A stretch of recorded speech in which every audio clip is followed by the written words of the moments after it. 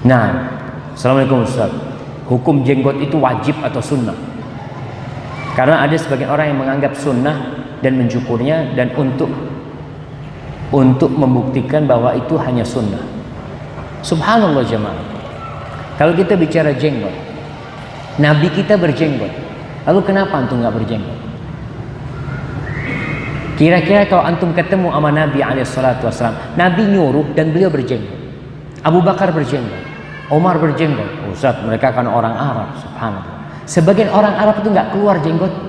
Sahabat Nabi itu ada yang tidak keluar jenggotnya, ada. Makanya Nabi SAW dalam sabdanya itu mengatakan a'ful liha, biarkan jenggot, bukan tumbuhkan jenggot. Kalau perintahnya tumbuhkan jenggot, ya kasihan yang nggak tumbuh jenggotnya. Akhirnya harus pakai firdaus, pakai apa? Pakai minyak samin, pakai apa ini itu. Enggak, jadi perintahnya Nabi SAW bukan suruh tumbuhkan jenggot. Karena yang menumbuhkan jenggot itu adalah Allah Jalla Jalla. Maka yang diperintahkan adalah membiarkan jenggot. Kalau kita bicara hukum wajib dan sunnah, kita nih jamaah, kalau dapat perintah dari Nabi SAW, kenapa antum harus tanyakan itu? Apakah berat memang membiarkan jenggot itu antum keluar duit? Ustaz, anak kalau manjangkan jenggot ini, fulus anak tiap hari berkurang. Iya, kalau gitu potong jenggot. Kalau memang ternyata membiarkan jenggot ini pengaruhnya fulus bisa berkurang tiap hari, nggak ada. Maka kalau kita bicara tentang hukum jenggot, silahkan baca pendapat ulama-ulama terdahulu. Kalau kita baca ulama-ulama sekarang ini macam-macam pendapat. Tapi kita tahu masalah jenggot ini sudah dibahas oleh Imam Syafi'i, di masa Imam Malik, di masa Imam Abu Hanifah. Gimana sih mereka?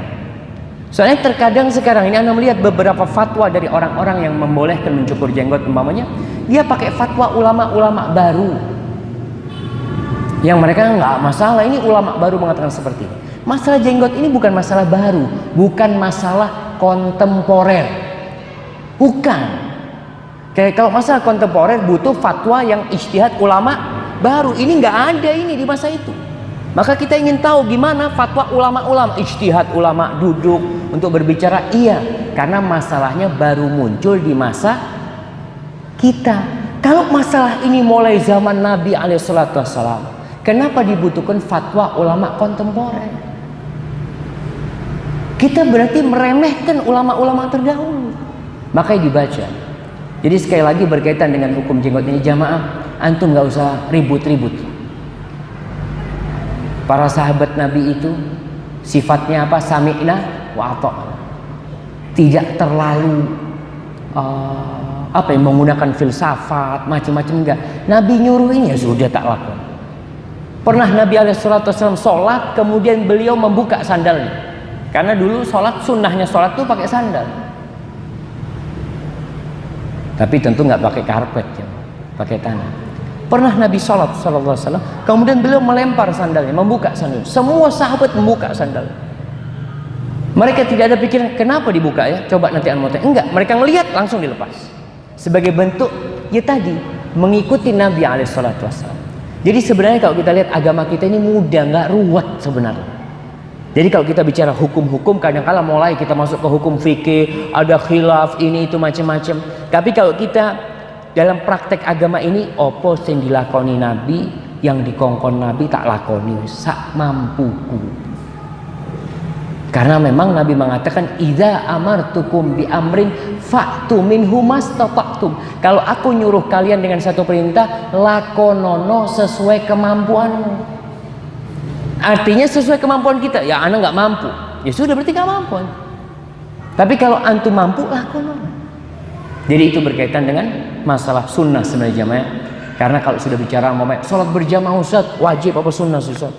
Ada yang mengatakan wajib, ada yang mengatakan sunnah. Sudahlah, antum bisa berangkat ke masjid, berangkat ke masjid. Antum dapat pahala. Selesai, antum terlepas dari perdebatan yang terjadi. Masalah jenggot, anak tanya, antum kalau biarkan jenggot dapat pahala enggak? Ya yakin dapat pahala. Ya sudah, antum amalkan hal itu. Kenapa harus ditinggalkan? Sebagian mengatakan enggak, anak mencukur supaya orang tahu sunnah. Apakah Nabi SAW mencukurnya? untuk memberitahu kepada para sahabatnya, ini nggak wajib nih, anak punya anak cukur. Wallahi ini termasuk pemikiran yang nyeleneh jamaah.